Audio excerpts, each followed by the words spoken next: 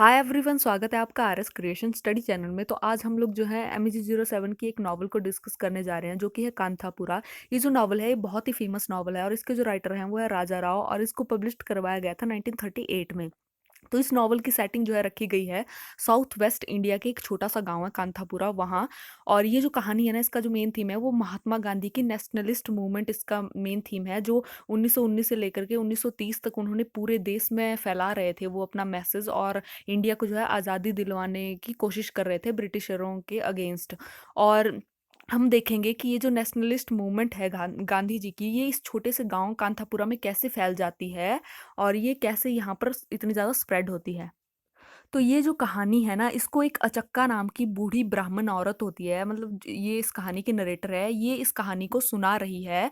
और ये जो है इसको सबके बारे में पता होता है गांव में, और ये जो है यहाँ पर बताती है कि कैसे इसने और बाकी की औरतों ने सरवाइव किया था कांथापुरा गांव में, जो पास्ट का टाइम है, जो नेशनलिस्ट मूवमेंट स्टार्ट हुई थी जब। तो तब की कहानी ये सुना रही होती है, और ये जो है यहाँ पर गांव की हिस्ट्री, ट्रेडिशन और कल्चर के बारे में भी बताती है। और कांथापुरा जो है साउथ वेस्ट इंडिया में एक पश्चिमी घाटों में जो माउंटेन रेंज है वहां पर एक छोटा सा गांव है। और ये जो गांव है ये उस समय मैसूर राज्य के अंतर्गत में आता था। इस गांव में जो है गन्ने, इलायची, कॉफी की और बहुत सारे मसालों की खेती की जाती थी, और जो कॉफी है उसको बाहर दूसरे देशों में एक्सपोर्ट भी किया जाता था यहाँ से। इस गांव में बहुत ज़्यादा कास्टिज्म होता है, मतलब जो डिस्क्रिमिनेशन होता है हाई लो कास्ट में, वो बहुत ज़्यादा होता है, क्योंकि यहाँ पर हायर और लोअर क्लास के दोनों के लोग रहते हैं। तो यहाँ पर जो है ऐसा माना जाता था कि यहाँ पर एक देवी होती है, किंचम्मा, जो कि इस गांव की रक्षा करती है। यहाँ के लोगों का ऐसा मानना होता है, सब लोगों का, हायर क्लास लोगों का भी और लोअर क्लास लोगों का भी। तो इसके बाद जो है जब गाँव के बारे में ये जो अचक्का है ये पहले गाँव के इस बारे में बता देती है।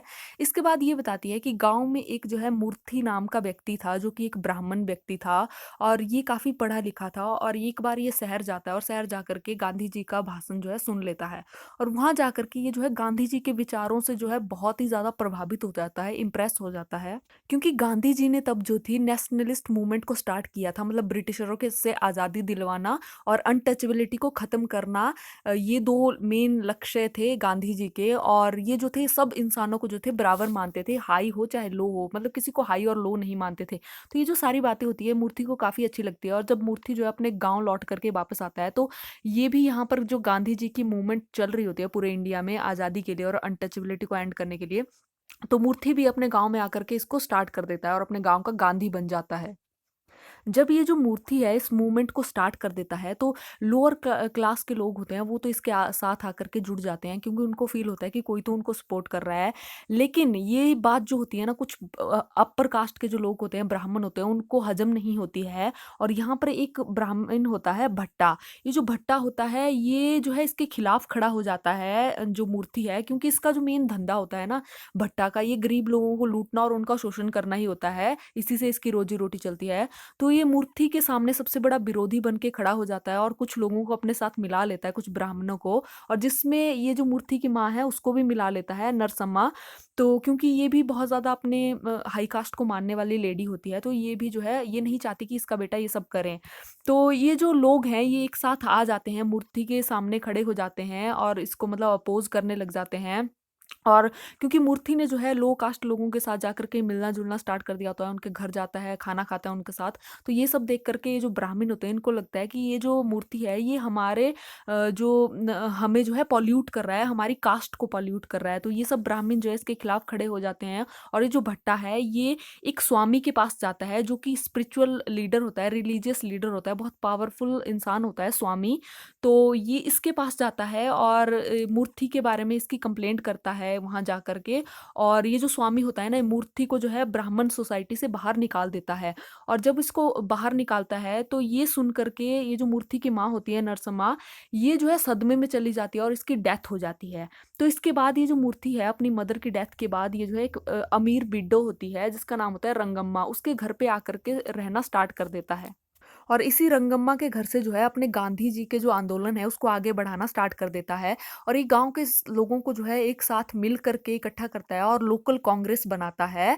और यहाँ पर इस कांग्रेस में इसके जो मेन साथी होते हैं ना, ये रंगम्मा होती है, जो बिड्डो होती है, और इसके बाद रत्ना होती है, ये भी एक बिड्डो होती है। इसके बाद जो है पटेल रंगे गौड़ा होता है, ये भी इसके साथ मिला हुआ होता है, ये जो मूर्ति है इसको सपोर्ट करता है। और एक रचना नाम का कुली होता है, ये भी मूर्ति को ज्वाइन कर लेता है। और रचना की जो बीवी होती है रांची, ये भी इनको ज्वाइन कर देती है। तो ये कांग्रेस के मेन लोग होते हैं। और वहीं दूसरी तरफ इनको अपोज करने के लिए होता है जो भट्टा ब्राह्मण होता है, ये इनको अपोज करता है।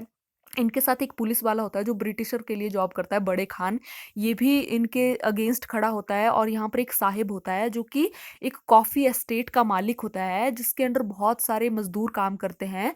तो ये भी अपोज करता है इनको, ये जो कांग्रेस होती है जो आज़ादी के लिए लड़ रहे होते हैं। तो ये जो मूर्ति होता है, जब ये ग्रुप बना लेता है, कांग्रेस बना लेता है, तो इन लोगों की हेल्प से जो है गांव वालों में चरखे बांटता है, जो गरीब लोग और लोअर कास्ट के लोग होते हैं। और उनको जो है गांधी जी ने जो आंदोलन चलाया होता है स्वदेशी का, और अपना खद्दर बनाए और उसको पहने और विदेशी कपड़ों का बहिष्कार करें, उसके बारे में जानकारी देता है और उनको भी अपने कपड़े बनाने के लिए कहता है और जागरूक करता है। और हायर क्लास लोगों से अपील करता है मूर्ति की लोअर क्लास लोगों को जो है गले लगा लिया जाए और इस भेदभाव को खत्म कर दिया जाए। लेकिन जो हायर क्लास के लोग होते हैं, ये जो मूर्ति की सारी बातें होती हैं इनको एक्सेप्ट नहीं करते हैं।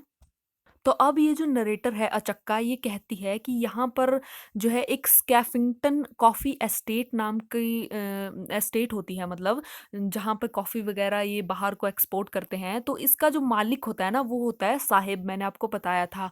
और इसके अंडर बहुत सारे वर्कर काम करते हैं और उनका जो है बहुत ज़्यादा शोषण किया जाता है इस एस्टेट के मालिक के द्वारा। ये हर्टलेस व्यक्ति है। तो जब ये जो और इसके साथ जो है ये बड़े खान रहता है, जो पुलिस वाला है, क्योंकि इस बड़े खान को जो है पूरे गांव में किसी ने जगह नहीं दी होती है ब्राह्मणों ने, क्योंकि ये जो है एक मुस्लिम होता है। तो ये जो बड़े खान होता है, ये इन लोगों से जो है बदला लेना चाहता है, गांव वालों से।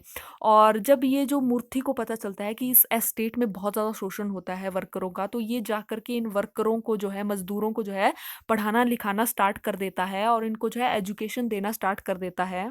तो जब एक दिन मूर्ति जो है यहाँ के वर्करों को पढ़ा रहा होता है, ये देख करके जो बड़े खान होता है पुलिस वाला, इसको काफ़ी गुस्सा आता है और ये जो है मूर्ति के साथ इसकी फाइट हो जाती है और ये जो है हाथापाई वाली नौबत आ जाती है।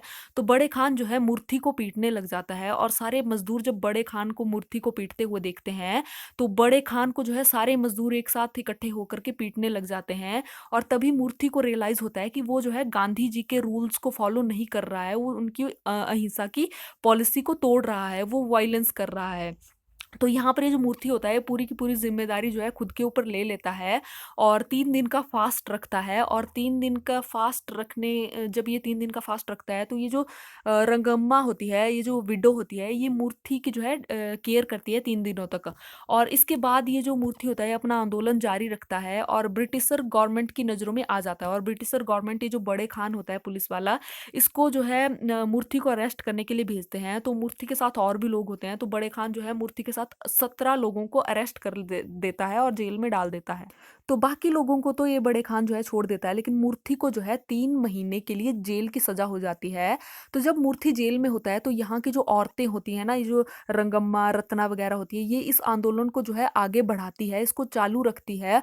और उस टाइम जो है गांधी जी का सविनय अवज्ञा वाला आंदोलन चल रहा होता है और देश के लोगों को जो है ये न्यूज़पेपर के थ्रू, मतलब जो खबरों को पढ़ करके लोगों को, यहाँ के लोकल लोगों को जो है, ये जो कांग्रेस के लीडर वगैरह होते हैं, कांग्रेस के लोग होते हैं, उनको जागरूक करते हैं, उनको बताते रहते हैं और इस आंदोलन को जो है जिंदा रखते हैं। तो जब 3 मंथ के बाद जो है ये जो मूर्ति है, ये जेल से छूट करके वापस आ जाता है, तो ये इस आंदोलन को जो है और आगे बढ़ाता है और लोगों में और ज़्यादा जोश भर जाता है, इसको हीरो की तरह देखने लग जाते हैं लोग। तो ये जो ब्रिटिशर गवर्नमेंट है, ये बहुत ज़्यादा गुस्सा हो जाती है और वहाँ के लोगों के ऊपर जो है अत्याचार करना स्टार्ट कर देती है, मारना पीटना स्टार्ट कर देती है, उनको घायल करना स्टार्ट कर देती है। ये जो बड़े खान होता है, ये पुलिस वालों के साथ जो है, बाकी पुलिस वालों के साथ मतलब काफ़ी औरतों का रेप करता है, इवन जो मतलब काफ़ी बुरी हालत हो जाती है यहाँ की औरतों की भी। और अब वहीं दूसरी तरफ गांधी जी जो थे डांडी मार्च कर रहे थे, मतलब नमक कानून तोड़ने के लिए। और यहाँ पर इस गांव में जो मूर्ति है ये अपने साथियों के साथ, ये जो कॉफ़ी एस्टेट होती है इसके पास एक जो है शराब की दुकान होती है, क्योंकि वहाँ पर जाकर के जितने भी ये जो कुली लोग होते हैं अपना पैसा उड़ा देते हैं, अपनी लाइफ बर्बाद कर देते हैं, बहुत ज़्यादा ड्रिंक करते हैं। तो ये लोग भी जो है उस शराब की दुकान को बंद करवाने के लिए उसकी तरफ जो है मार्च करते हैं बाकी लोगों के साथ और वहाँ पर जाते हैं। लेकिन उस शॉप के बाहर जो है, जो बड़े खान होता है बहुत सारे पुलिस वालों के साथ जो है खड़ा होता है।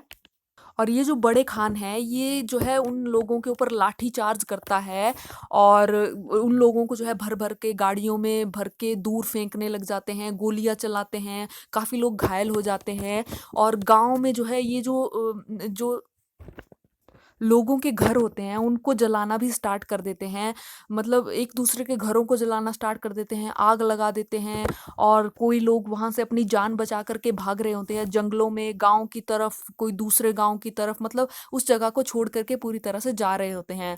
तो यहाँ वहां पर जो है बहुत बुरी हालत हो गई होती है, जो औरतें होती है वो गन्नों के खेतों में छुप रही होती है, जंगलों में छुप रही होती है। और इसके बाद कुछ दिनों के बाद जब ये लोग भाग गए होते हैं वहाँ से, तो ब्रिटिशर उनकी ज़मीनों को जो है नीलाम कर देते हैं और बॉम्बे के बिजनेसमैन को बेच देते हैं। और बहुत सारे लोग जो है वहाँ से चले जाते हैं, काशीपुर नाम की जगह पर चले जाते हैं। और काशीपुर जगह के लोग जो है उनका वेलकम करते हैं, उनको पिलग्रिम्स ऑफ महात्मा गांधी कहकर पुकारते हैं। तो यहाँ पर ये जो नावल है ये ख़त्म हो जाती है, और ये जो नावल है ये हमें बताती है कि यहाँ पर जो हमारे पूर्वज थे, जो हमारे लोग थे, उन्होंने कितना ज़्यादा स्ट्रगल किया है देश की आज़ादी के लिए। और इसके जो मेन थीम है वो यही है, एक तो अनटचेबिलिटी है और दूसरा जो है जो फ्रीडम, जो नेशनल मूवमेंट है वो इसका थीम है। तो आई होप आपको ये वीडियो अच्छी लगी होगी। अगर अच्छी लगी होगी तो प्लीज़ मेरे चैनल को लाइक शेयर और सब्सक्राइब जरूर कीजिए, और मिलते हैं ऐसी किसी नेक्स्ट वीडियो में। तब तक के लिए अपना ध्यान रखिए। Bye bye.